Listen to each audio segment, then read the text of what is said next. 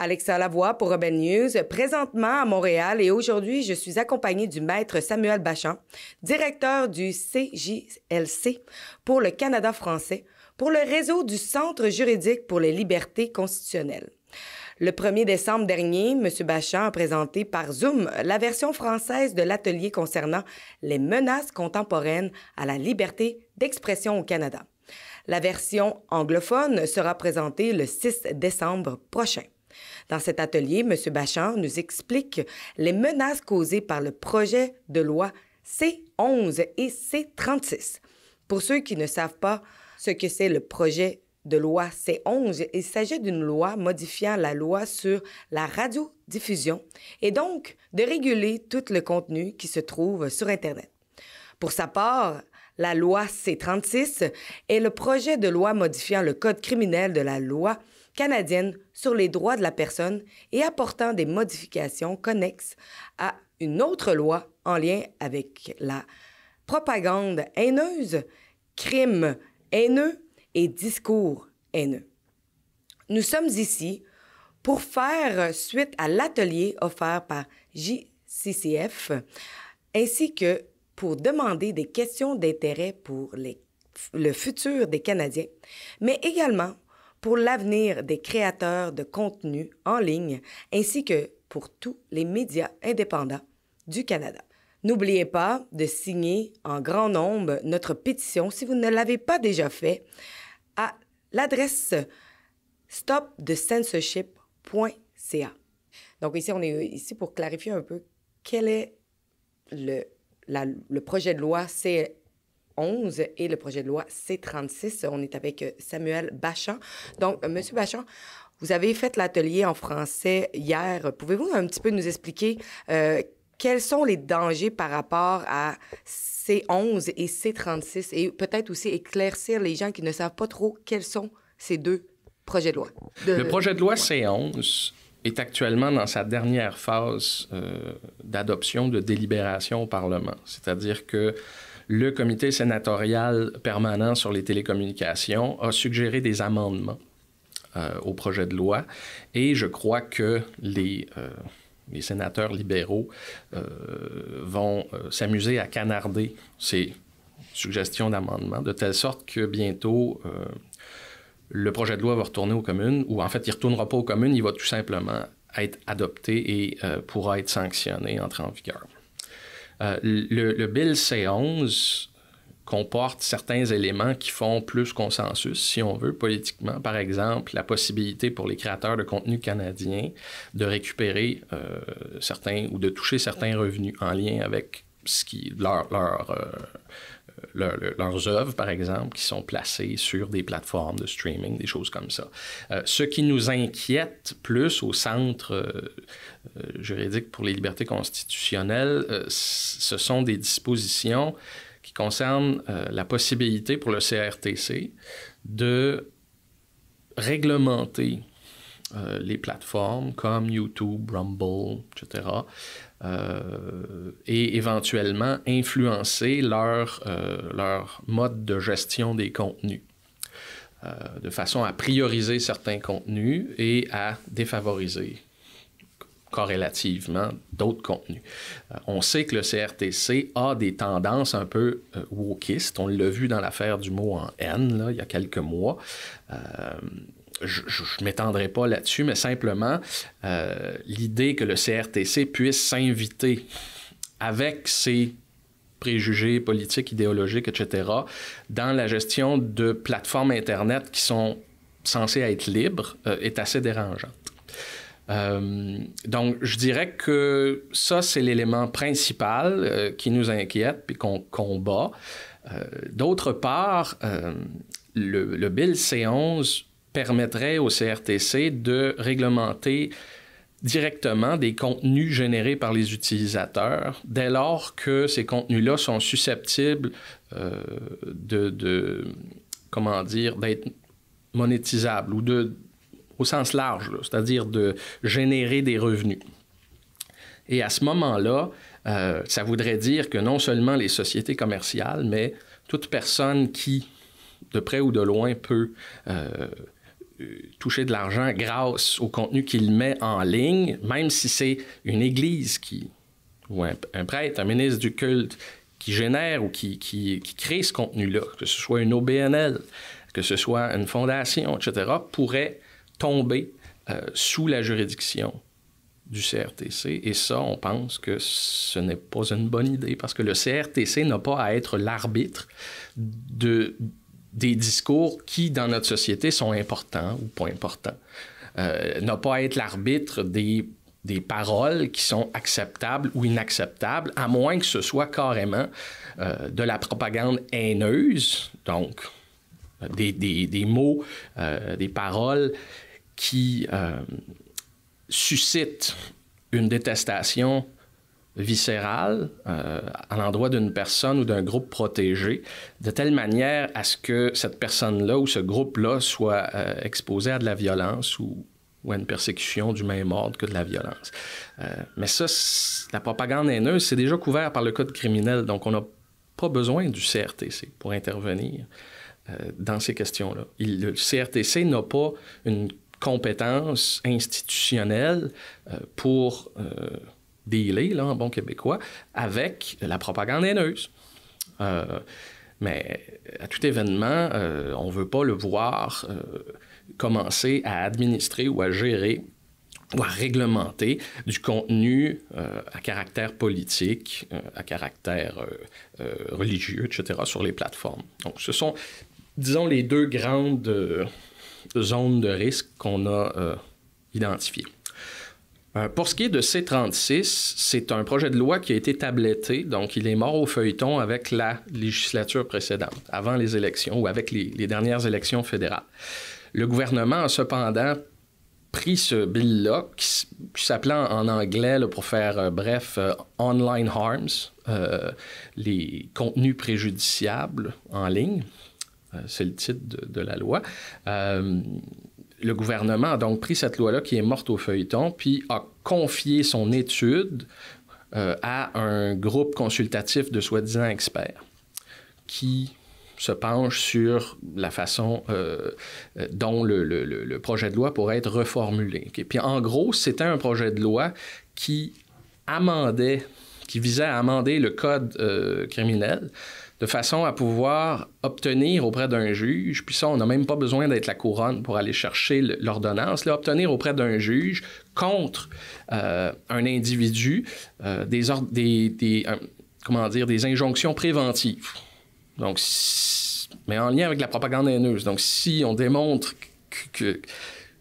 qu'une personne s'apprête à tenir des propos haineux, etc., on peut aller devant le juge et puis demander que cette personne-là soit assujettie à des conditions de bonne conduite, etc., pendant une durée qui peut aller jusqu'à 1 an. Bon, imaginez le flot de demandeurs qu'il pourrait y avoir devant les cours supérieurs ou je ne sais pas si c'est le cours supérieur ou le cours du Québec, là, étant donné qu'on est en criminel, mais des gens qui pourraient, pour des raisons assez frivoles, craignant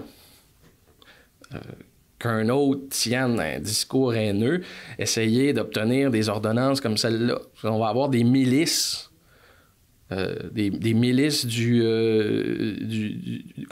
milices de la pensée, là. Donc, je pense que c'est une mauvaise idée. Donc ça, c'est un élément du Bill C-36.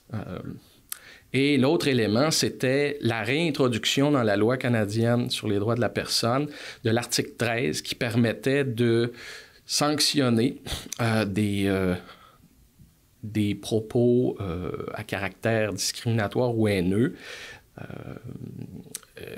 notamment grâce à des ordonnances, des condamnations monétaires. Okay. Et puis, cet article-là conférait une juridiction au Tribunal canadien des droits de la personne, qui a, disons, ses sensibilités propres. Et bon, l'article 13, à peu près le même là, que celui qui est dans le Bill C-36, a existé au Canada pendant plusieurs décennies, entre 1977 et 2008. Et puis à un certain point, c'était tellement mal utilisé. Hein, c'est un article qui était invoqué par des activistes qui voulaient, se faire les justiciers de la pensée. C'était tellement mal utilisé et ça faisait l'objet d'abus par les dits activistes que certains des groupes qui avaient milité, des groupes d'intérêt qui avaient milité pour l'adoption de l'article 13, ont fini par se prononcer en faveur de son abrogation.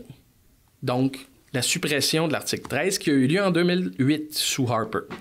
Et puis là, les libéraux, eux autres, veulent réintroduire cet article-là qui permettrait au Tribunal des droits de la personne de s'inviter encore une fois dans ce que les Anglais appellent le hate speech, okay, qui a potentiellement un sens plus large que la vraie propagande haineuse dont je parlais. Vous savez, c'est normal qu'on veuille criminaliser des paroles qui exposent une personne à de la violence. Il y a un consensus, c'est clair dans le droit, etc., mais il y a, sous ce seuil-là, il y a toute une panoplie de discours qui peuvent être parfois un peu agressifs ou agressants ou déplaisants, qui ne devraient pas être réglementés, qui ne devraient pas être contrôlés par des tribunaux, surtout des tribunaux spécialisés en matière de droits de la personne, qui ont une tendance à prendre le côté, disons, à gauche du centre, si on veut. J'imagine qu'on ne peut pas l'appliquer aux politiciens qui tiennent des discours haineux. Ben, écoutez, théoriquement, oui. Il ne faut pas oublier, par contre, que les élus, lorsqu'ils se prononcent au Parlement ou à la législature, bénéficient d'un privilège parlementaire. Oh. Donc, ils sont un peu protégés de ce côté-là, mais c'est sûr que, bon, par hypothèse, un premier ministre sur un plateau télé qui irait tenir des propos haineux pourrait être exposé à une poursuite. Mais là, on s'entend que, bon, je parle de la vraie haine. Et puis les chances qu'un premier ministre tienne des propos qui exposent des gens à de la violence directement sont très, très faibles. Mais si ça arrivait ailleurs qu'au Parlement, ben, oui, le premier ministre pourrait devoir goûter à sa propre cuisine. Et donc, qu'est-ce que les Canadiens risquent de faire face si, admettons, ces deux lois ou juste Bill C-11 venaient à être approuvés et acceptés par le Sénat et par les différents partis? Qu'est-ce que les Canadiens vont faire face? C'est quoi les conséquences? Ben,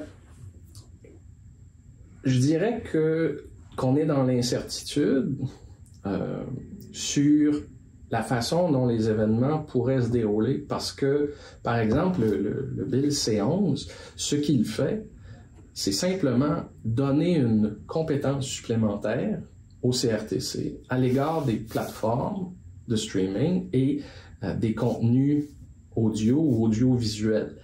Donc, dans la meilleure des hypothèses, le CRTC s'abstiendrait de réglementer les plateformes comme YouTube, Rumble, etc., de manière à influencer la gestion de leur contenu.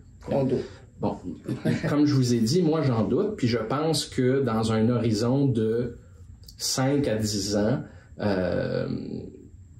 il y aurait une tentative par le CRTC ou diverses tentatives par le CRTC de s'inviter ou de commencer à contrôler les modes de gestion de contenu qui devraient être parfaitement libres dans une démocratie comme la nôtre. Donc, le discours politique, le discours religieux, le discours philosophique ou social, ces choses-là. Est-ce qu'il y a une manière de faire en sorte que ces deux projets de loi-là ne passent pas? Bon. En ce moment, vu la majorité, entre guillemets, parce que bon, à Ottawa, vous savez, c'est un gouvernement de coalition, mais c'est une coalition qui a l'air plutôt solide. Si les sénateurs ou si le Sénat n'adopte pas à majorité certaines des propositions d'amendement qui sont faites, et que le texte du Bill C-11 reste intact au terme des travaux du comité sénatorial permanent, à ce moment-là, le projet de loi va passer. Donc, en tant que tel, le Bill C-11, si le projet passe dans quelques jours là, au Sénat, il ne peut pas être bloqué. Ce qui peut être fait, cependant, par la suite, c'est, par exemple, intervenir. Vous pourriez intervenir, je pourrais intervenir dans les audiences du CRTC. Parce que le CRTC, avant d'adopter une politique réglementaire qu'on anticipe ne sera pas bonne, là, tient des espèces de commissions, si on veut.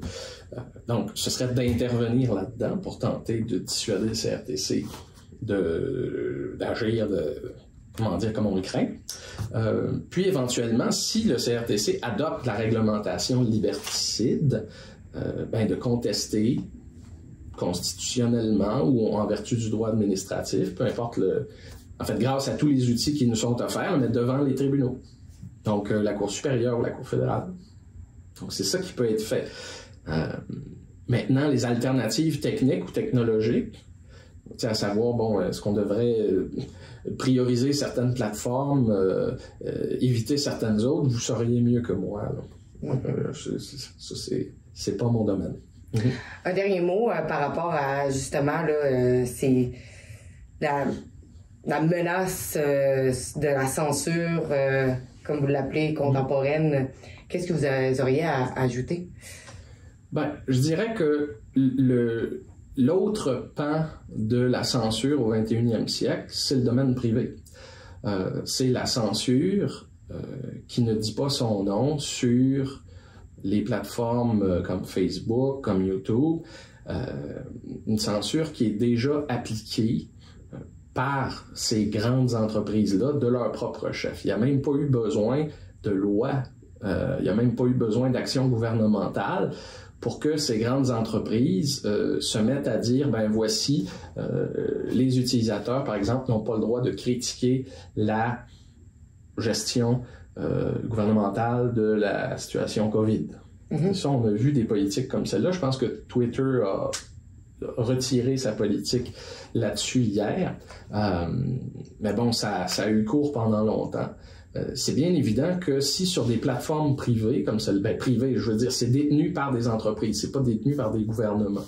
Donc, si sur ces plateformes-là, qui sont les espaces de délibération puis de débat les plus actifs dans notre société, il y a de la censure, on se retrouve avec un résultat qui est similaire à celui d'une autre époque où les débats avaient lieu dans les journaux, dans les livres, etc. Puis il y avait de la censure directe. Mm-hmm. C'est avant notre naissance. Mais le résultat est finalement pas mal le même sur le sens pratico-pratique. Donc ça, c'est un problème qui est grave. Et je me réjouis de voir qu'au Québec, étant donné que même en matière privée, il y a une certaine protection de la liberté d'expression qui est prévue à la Charte des droits et libertés de la personne, c'est la Charte québécoise. Grâce à ça, il y a des actions collectives qui ont été prises, donc des class actions, des recours collectifs contre Meta pour Facebook et puis Google pour YouTube, par des gens qui ont été censurés en lien avec des critiques généralement raisonnables et sobres là, de la gestion gouvernementale de la situation COVID et de la question des vaccins. Donc, il y a évidemment les contenus qui étaient carrément retirés par Facebook, par exemple, par YouTube, mais il y a des types de censure plus indirects ou plus sournois qu'on a observés, comme par exemple le débrayage des contenus ou le shadow banning. Donc, je pense que vous êtes au courant que certains médias qui plaçaient du contenu sur YouTube ou certaines personnes qui plaçaient des contenus sur YouTube et qui exprimaient des opinions minoritaires ou, disons, un peu plus impopulaires, étaient difficiles à retrouver grâce au moteur de recherche. Donc, qu'est-ce qui fait ça? C'est que derrière ce phénomène, il y a une politique de gestion des contenus qui est adoptée par, disons, Facebook ou YouTube, qui se traduit par une modification à l'algorithme, parce que c'est ça le cœur battant là, de la plateforme, qui défavorise les contenus dont je parle. Donc ça, c'est une forme de censure aussi, parce que, je dirais, c'est... si on arrive, ou comment dire, si les contenus qu'on voudrait autrement retirer sont pas retirés mais introuvables, mais c'est pas mal la même chose. C'est que l'accès des gens ou des utilisateurs de la plateforme à ces opinions minoritaires est tout aussi réduit ou presque autant. Puis il y avait évidemment les espèces de petites notices, là, les avertissements qui accompagnaient certaines capsules ou certains contenus. Là, on nous disait, si le contenu critiquait la gestion de la pandémie par l'OMS, mais il y avait une notice qui disait l'OMS a adopté telle chose, qui, bon, en gros, nous signalait que c'était du contenu controversé. Donc ça, je dirais que c'est la version la plus soft là, de censure. Là, c'est pas typique. C'est pas à strictement parler de la censure. Je pense que le shadow banning est un vrai gros problème sur les plateformes. Parce que, je vais terminer avec ça. En fait, ils veulent adopter Bill C-11 pour limiter la désinformation qui se propage sur Internet. Donc, le contenu canadien va être le contenu qui va être affecté. Sauf que, qu'est-ce qu'il y en est avec les contenus qui proviennent de d'autres pays? Est-ce qu'ils vont être quand même capables d'infiltrer? Ouais. Que les gens canadiens vont être capables d'y avoir accès ou il va y avoir déjà là quelque chose qui va se passer? C'est sûr que si le CRTC impose une plus grande découvrabilité des contenus canadiens, les autres contenus vont être relativement désavantagés. Donc, c'est un peu un jeu à somme nulle, si on veut. Les contenus provenant d'ailleurs, selon moi, vont encore être accessibles, mais vont l'être moins facilement, vont être ne seront pas mis de l'avant par le simple jeu des clics, puis comment dire, des mécanismes usuels de classement des contenus. Donc, c'est ça qui pourrait arriver. Le résultat, ultimement, pourrait être le même. Donc, créons un dôme sur le Canada. Ben, encore là, je ne veux pas être trop pessimiste, mais ça consisterait effectivement à canadianiser un espace qui est censé s'enrichir de toutes les influences puis de tous les contenus imaginables. Donc, c'est sûr que si on est en matière politique ou philosophique, c'est un problème. Si on est en matière scientifique, c'est un problème. Maintenant que les artistes canadiens soient mis de l'avant, on peut le faire de diverses façons. Je pense pas qu'on a besoin d'imposer des critères de découvrabilité à des plateformes de streaming. Mm-hmm. Je veux dire, on a réussi à... Vous savez, le Canada et le Québec, là, particulièrement, ont réussi à soutenir puis à susciter un foisonnement artistique tout à fait remarquable depuis à peu près 50 ans. Mm-hmm. Sans recourir à des espèces de mécanismes là, comme ceux qui sont envisagés sous le Bill C-11 en ce moment. Puis l'autre chose qu'il ne faut pas oublier, c'est que la qualité, là, ça ne ment pas. Donc, les artistes canadiens qui ont du succès parce qu'ils sont bons. Mm-hmm. Pas parce qu'on joue dans les algorithmes de plateforme. Pas parce qu'on dope des auditoires grâce à des outils économiques, financiers, législatifs, électroniques ou autres. Là. Donc, je trouve que c'est un peu condescendant de la part du gouvernement de vouloir intervenir aussi agressivement dans des espaces qui sont par nature libres ou qui sont à leur meilleur quand ils sont tout à fait libres. Mm. Pour le plus grand bénéfice des créateurs de contenu canadiens. Mm. Donc, si, tout comme nous, vous pensez que Bill C-11, le projet de loi C-11 est une véritable menace pour les Canadiens, allez signer dès maintenant notre pétition à stopthecensorship.ca. Faites-le massivement et partagez. Merci.